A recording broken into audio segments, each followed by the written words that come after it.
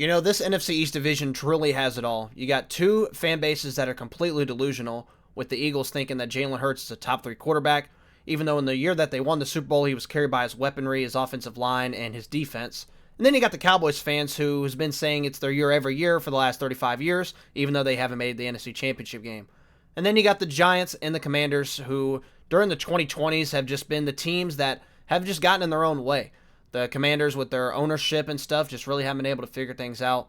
And then you got the New York Giants, who might be turning a corner, but there's a lot to see, and it's all dependent on Malik Neighbors and Jackson Dart's health.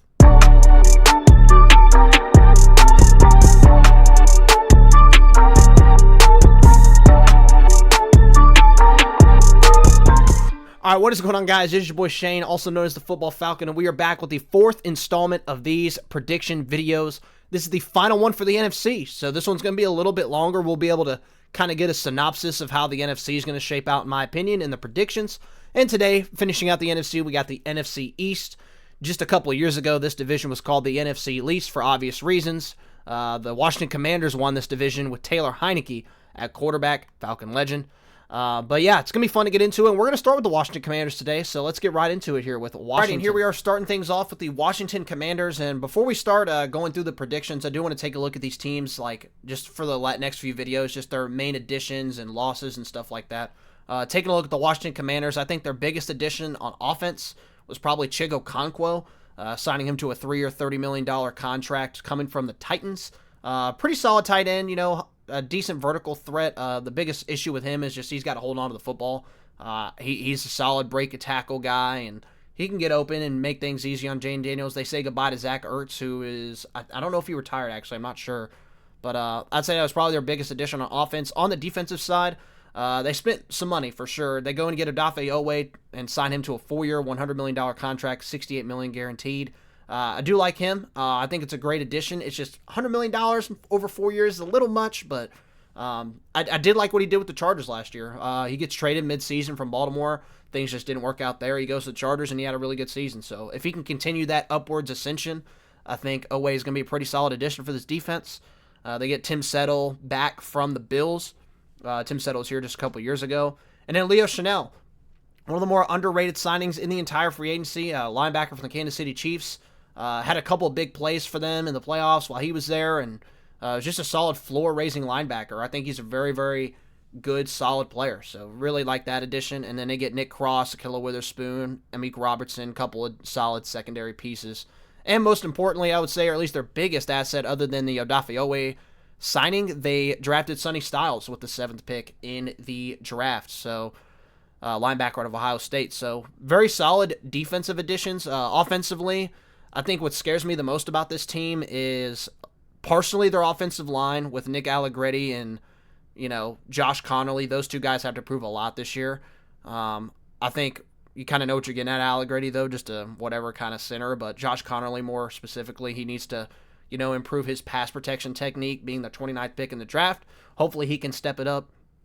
And then, obviously, another thing I want to mention, I think Krosky Merritt's a little underrated. But I would say the running backs are a weakness, but I like Krosky Merritt. I think he's solid for a 7th-round pick. He was decent last year. But, man, it's this receiver room, man. Outside of Terry McLaurin, this group scares me. I know a lot of people like the Antonio Williams pick, his 3rd-round pick out of Clemson, but he's kind of a floor receiver. Shout out to that franchise guy. I'm pretty sure he compared him to, like, Jamison Crowder. So if you remember Jamison Crowder, he was kind of like, your high-floor slot receiver. After that, you're just looking at guys that are okay. Traylon Burks, had some flashes last year. Diami Brown, he was disappointing for the Jags. Luke McCaffrey, he hasn't really been much either. But Jalen Lane's a guy I want to keep my eye on. He was, I believe, a 4th-round pick last year, so he's a guy that can, you can design touches to and be a vertical threat, so he might be a solid piece. And obviously, you have Chigo Okonkwo, who he brought in free agency. So I'd say my biggest question for this team is probably their weaponry. Can Jane Daniels make them look good like he did in his rookie season? I think that's the biggest question. But yeah, let's get right into this Commanders predictions. Alrighty, y'all, we are here on the Washington Commanders, and they got a tough start to the schedule, man. They got to go to Philadelphia and play the Eagles, and then go to Dallas and play the Cowboys. I just think the Eagles have just had this team's number, especially under Dan Quinn. I just think the Eagles are the more physical team. I'm not going to say they're definitely the better, well-coached team, maybe defensively with Fangio, but Nick Sirianni's kind of a, I don't know, I guess he's a leader type of head coach, if you want to call him that. Yeah, that's what I'm just going to take the Eagles in this one. I think it's a big year for Dan Quinn, especially with the defense and how disappointing it was last year. I think it's a big question mark to see if he's even going to be the head coach of this team after this year. Kind of an underrated guy on the hot seat there, so pretty tough there. Week 2, I am going to take them to beat the Dallas Cowboys. Dan Quinn, former Cowboys DC, so obviously he's got some personal ties with Dallas. I think they're going to go into Dallas and win this game. I like Jane Daniels and the elevation he can do is for a team and a roster. And I think he's going to give them, problems. This Dallas Cowboys defense is not good on paper, and they got a lot of, making up to do from last year. Obviously, they made some good additions. We'll get to them later, but I'm going to take the Commanders in that game. Week 4, they go to England and play the Indianapolis Colts. This is a tough one. I think the Colts are a team that's going to give them problems, and they're going to run the ball and run the ball and run the ball, and then play action off of that and go to Alec Pierce probably, because that's the offense they're going to run this year. I do like Josh Downs as well, but yeah, man, Jonathan Taylor, if he can stay healthy, he's top 3 running back in the NFL. So I'm gonna take the Colts in that one. I just think they match up a little better with them. Week 5, they're gonna play the New York Giants, and I'm gonna take the Giants in this one. I do think these teams will ultimately split. I just like Harbaugh as a hire. He's a high floor guy. Obviously people are like, oh well, floor head coaches really aren't that good, but he has won a Super Bowl, even though it was way once upon a time back in 2012. I just think this is the kind of guy the Giants need. They need a floor-raising head coach. They've had too many guys that have been bottom of the barrel and haven't worked out. So I think they're going to be an underrated team this year. I'm going to take them to beat the Commanders in Week 5, even though I think they ultimately split. Week 6, they do go to San Francisco, and I'm going to have them upset the Niners in that one. The Niners are a team I'm not the highest on this year. I'm pretty sure I had them going 8-9, so we'll see how that goes for them. As they head into the bye, they do get off the bye the Philadelphia Eagles, which is just unfortunate. Because I just think the Eagles own this team right now, and they've just been the better team. I know there's a big question mark with A.J. Brown departing, how their receiver room is going to look, and I think it's going to be just fine. Devontae Smith's a dog. He hasn't proven that he's, he can get those 1,400-yard seasons, but now he's finally the number 1 there. I think he's going to do that this year if Jalen Hurts can get him the ball. But yeah, I'm going to take them to sweep the Commanders this year. Week 9, they do get the Rams. That's just unlucky. I'm going to take the Rams in that game. Week 10, they come off a short week and go to New York. I am going to take the Commanders in that one. I think they're going to ultimately split, like I mentioned just a few weeks ago when they played. Just think it's a short week, and I'm going to take the Commanders in that one. Heading into Week 11, they host the Bengals, which is a tough one. I'm going to take the Bengals ultimately in that one. I'm very high on this Bengals team this year. I think they can do a lot of things well, so ultimately I just think the Bengals are going to be a team that's really good in the AFC. Honestly, might be my Super Bowl pick, but we'll get into that when we get to the playoff predictions. But yeah, give me the Bengals in this one. I do have them beating the Cardinals in Week 12, and then they get the Tennessee Titans in Week 13. Give me the Titans in this one. I know I haven't done many Titans predictions yet. I did have them beating the Lions, but I think the Titans are a sleeper team this year, man. With Robert Saleh and how that culture is going to come right in and be an impact, I think that's what the Titans need. I'm very high on this team. So give me the Titans in that one. And then, unfortunately, the week after that, they get the Houston Texans, who have a top 3 defense in the league. I just think they're going to be really good this year if C.J. Stroud can be half decent. I know he's been, quote-unquote, locked in like every other player in the offseason. They're in the best shape of their life. That's the, kind of cliche thing everybody says. But I am going to take the Texans ultimately in that one. Week 15, I do have them beating my Atlanta Falcons. Jane Daniels, obviously, is a guy that's given us problems in the way our defense is run. I think he's a guy that can play well against it. I do have them beating the Vikings in Week 16. Week 17, I have them playing they're playing the Jags. I am going to ultimately take the Jags in this one. Liam Cohen is a guy a lot of people were high on last year. Obviously, they win 13 games and they do a lot of good things. But I feel like with these coaches that come out of the gate and have a really big season, they're bound to regress just a little bit. So I'm going to punt the grades just a tad on Liam Cohen.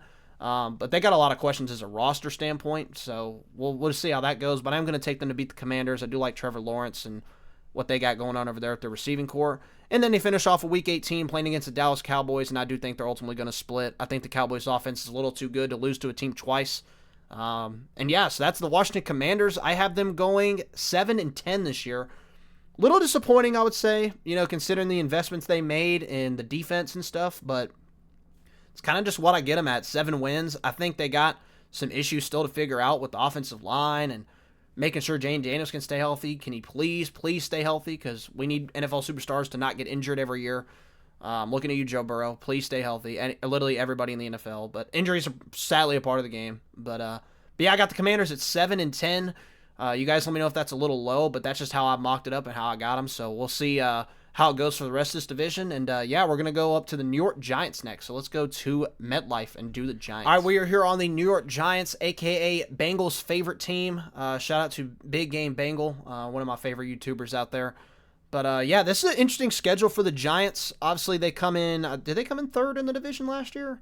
I'm pretty sure they didn't, actually. They came in last. So they get the last place schedule.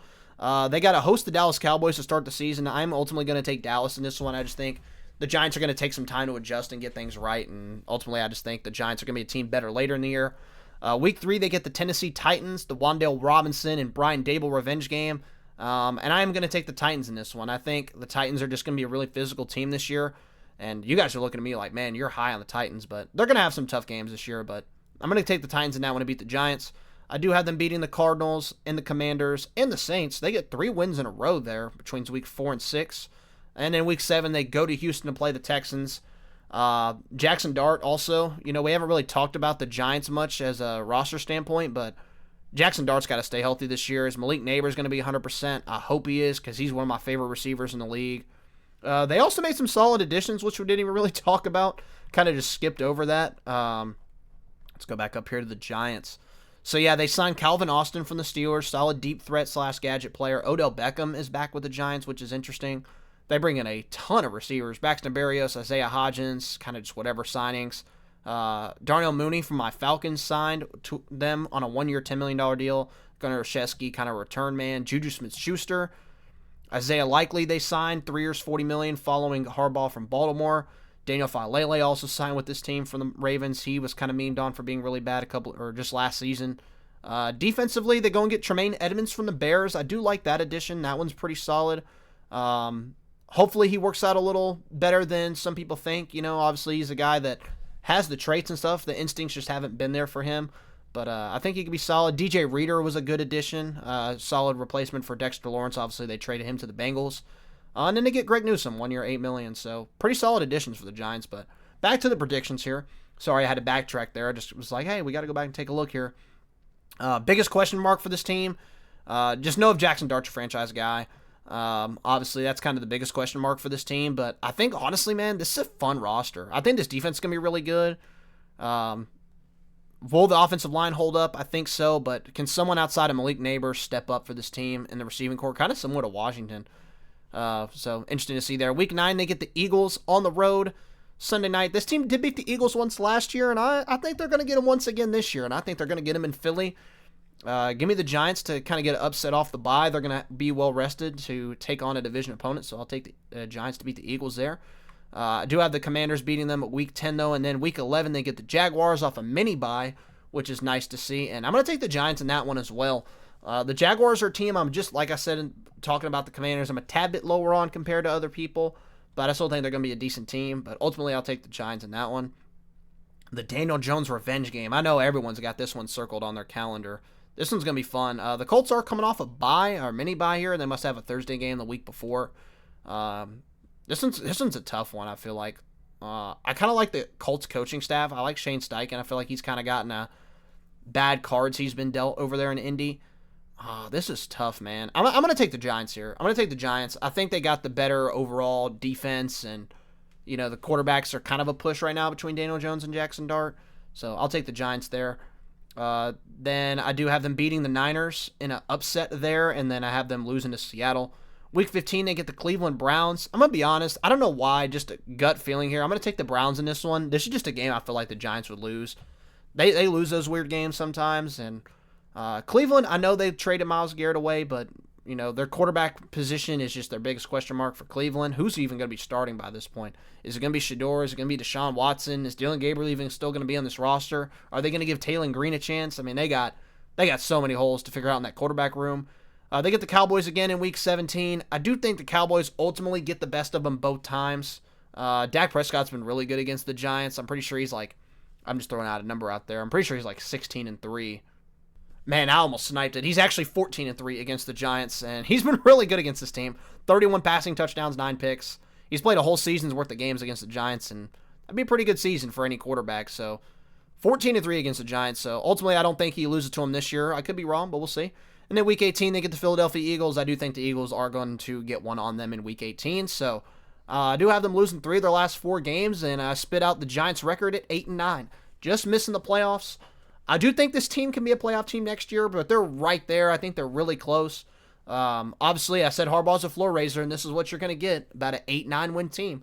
So, I think with 1 or 2 wins going the right way for them, they could be a wild card team this year, but I'm going to have them just becoming short of the playoffs at 8-9. Let me know what you guys think about that, as we're going to head over to Dallas and do the Dallas Cowboys next. All right, y'all, before we get started on this, I just wanted to let y'all know that it is our year. It's been 35 years of us saying it's our year, and it's going to happen. The Dallas Cowboys, mark my words, will be making the Super Bowl this year. What? If you guys can't tell, I was trying to be like Jerry Jones there. It might have been horrible, but let's take a look at the Dallas Cowboys and their offseason and what they did. Obviously, this is the year after they trade away Micah Parsons, and they go and get a guy in Rashawn Gary via trade in the offseason. This time around, from the Green Bay Packers, they traded a 4th-round pick to acquire him. Very interesting pick. They also traded for D. Winters, which is interesting as well, from the Niners. Solid linebacker depth. Didn't really do much in the offseason. I feel like the Cowboys really don't do much in the offseasons, typically, especially in recent years with Dak Prescott having a $65 million cap hit. Obviously, they franchise tag George Pickens. They bring in MVS. I mean, whatever. Sam Williams, they bring him back. Solid. Like I said, they just didn't really do much. Jalen Thompson, solid safety from Arizona. I do like him.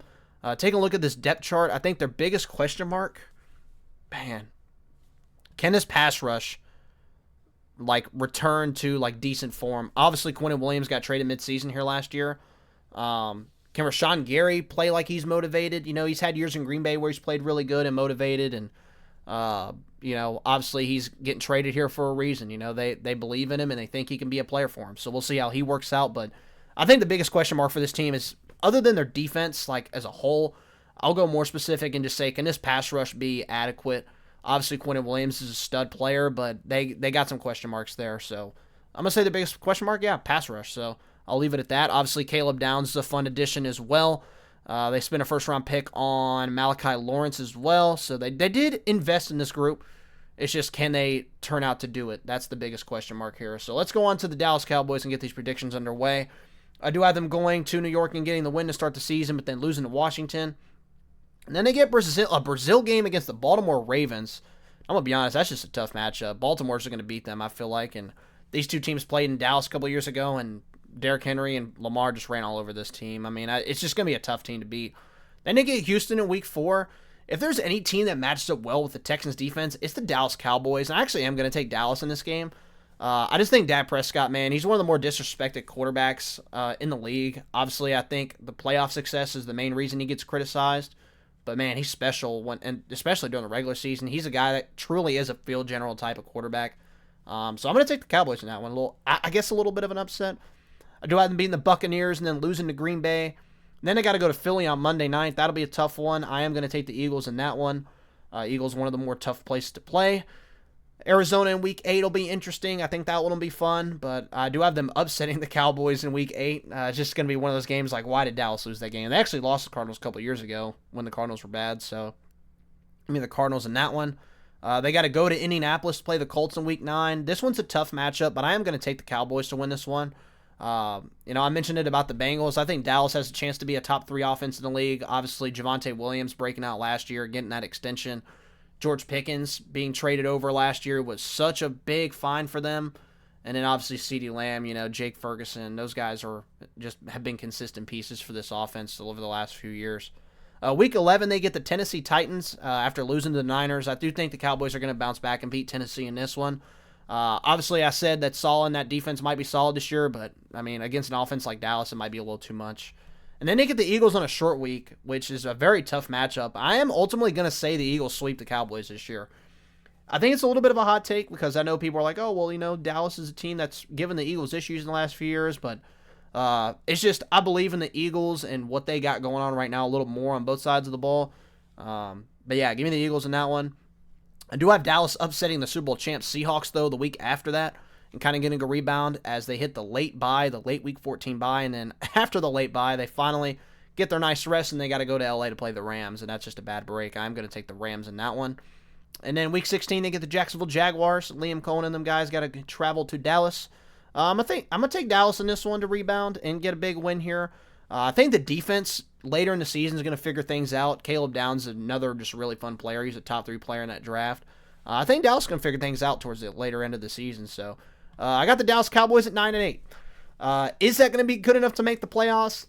Maybe, just maybe, but a winning record for the Dallas Cowboys nonetheless, which, this is kind of where the Cowboys have been the last few years, just good enough, right? So that's kind of where I spit them out at, just a solid season. I think they're going to be a very good, potent offense, but their defense is going to give up a lot of points, especially early in the year. Maybe they'll figure it out later in the year like I predict, maybe not, we'll see. But I got the Cowboys at 9-8. Will it be enough to make the playoffs? We're going to find out here just a second here as we finish off the Philadelphia Eagles, and we'll take a look at the whole NFC as a whole. So let's go to Philly and get the Eagles taken care of. Here on the final NFC team, the Philadelphia Eagles, the longest awaited team probably. I'm just kidding because their fan base is one of the more toxic ones, and I know they get a lot of crap. So we are here on the Philadelphia Eagles. Hopefully they're ready for this one. I know no matter what I do, they're not going to like what I do here in predictions. But let's take a look at their offseason and what they did. They go and trade for Andy Dalton. They make a couple minor additions to their weaponry and Dameon Pierce, Marquise Brown, Elijah Moore. They do trade for Dontavian Wicks from the Packers, which I think is a little under the radar addition. He could be a nice, tough 50-50 ball receiver for them. When he does catch it, he has been kind of inconsistent with drop issues with the Packers. They get back Dallas Goedert, which is a big one. Jordan Davis gets paid. Jalen Carter just got a big deal, which obviously is not on here. They do go trade for Jonathan Grenard. They give up 2 third-round picks to do it, and then they give him a 4-year, $100 million extension. So that was probably their biggest move of the offseason, I would say. They go and add a couple of depth pieces like Joe Trine-Shoyinka, Arnold Ebiketie from my Falcons. And then they get Jonathan Jones and Tariq Woolen, 2 decent corners. Tariq Woolen is more of a name at this point. He had a great rookie year, but he can't play the run and can't tackle. So, yeah, that's where I'm at with them. And then looking at their actual roster, I was just looking at Jalen Hurts because I was like, man, I think their biggest question mark is Jalen Hurts. Can Jalen Hurts be that guy this year? Can he be what he was in the Super Bowl year? That's not asking a lot, but it is asking a decent amount. I don't know, man. It's tough to say. Well, actually, heck, the Super Bowl year, he had 18 touchdowns, 5 interceptions. He's always been a guy that doesn't throw a lot of touchdowns, but he offers a lot in the run game. So I want to see a year where he throws like 35 touchdowns, 30 touchdowns even. I don't want to see him be a guy that is just a tush-push merchant and just throws go balls down the field to Devontae Smith and now A.J. Brown not being here. But we didn't even talk about that. But that's probably their biggest loss. And then adding Mekhi Lemon to take in that spot, a little interesting. I do like Mekhi Lemon. They invested a top 15 pick in him. So it's kind of a risk there as we get hit with the Kraft Mac and Cheese ad. But I do like him. But I think my most under-the-radar addition that I think is going to be solid is this guy right here. My boy Eli Stowers, second-round pick out of Vanderbilt. Was very solid. Very solid for the Eagles and what he did. But very excited, man. Going to be interesting. But let's get right into the Eagles here and get to these predictions. All right, we've already done 12 games for the Eagles, so this one's going to be a little bit quick. I do have them beating the Commanders to start the season in Week 1. Week 2, they do go to Tennessee to play the Titans. I will take the Eagles in that one as well. Just a little flashback here, back to 2017. They came to Nashville and lost. That was a great game in overtime. Mario threw a game-winning touchdown to Corey Davis. That was a great game there. But I'm going to take the Eagles here in Week 2. I think the Titans are, going to be a little overwhelmed in that one. I do have them going to Chicago and winning, getting some revenge from last year, and then losing to the Rams. Then Week 5, they got to go to Jacksonville. Well, they actually got to go to London to play the Jags. That's like the Jags' second home stadium, it feels like at this point. This is a tough one. I actually am going to go with the Jags here. I think the Jags are a team that can upset some teams and win some games they're not supposed to. Obviously, the Eagles are a very talented roster. But like I said before, coming into this, the biggest question mark, man, it's Jalen Hurts. Can Jalen Hurts continue to prove that he was worth that big extension? And, after the Super Bowl, is he, kind of on a downward trajectory? Is he kind of in the, discussion to be like a top 10 quarterback, top 8 quarterback? I don't know, but we'll see. Do have them losing to the Jags in Week 5. They come off, or not, yeah, I was going to say come off the bye. The Panthers are coming off a bye, but they're going to lose to the Eagles here in Week 6. I do have the Eagles beating Dallas in Week 7. I do have them sweeping them. I do got them beating Washington in Week 8, and then the Giants heading into the bye. And then they get the Steelers coming off of Week 11.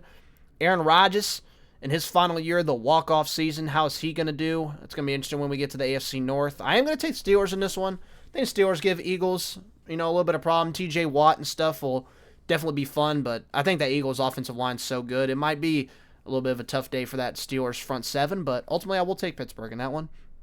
They go to Dallas. I do have them sweeping that one. That's a Thanksgiving game. I do have the Eagles winning that one. Week 13, I have them beating the Cardinals, and then they get the Indianapolis Colts in Week 14. Shane Steichen revenge game would be fun. This is actually kind of a tough one to predict. Ultimately, give me the Eagles. I just think the trenches are better. Then they get Seattle in Week 15. They're going to be at home, and they're going to lose that one. Then they get the Houston Texans in Week 16. That's a tough defensive matchup on a short week. Ultimately, I will take the Texans. That's a Christmas Eve game. That's going to be a tough one, and that's going to finish off the Eagles as they beat the Niners and the Giants to finish out the season.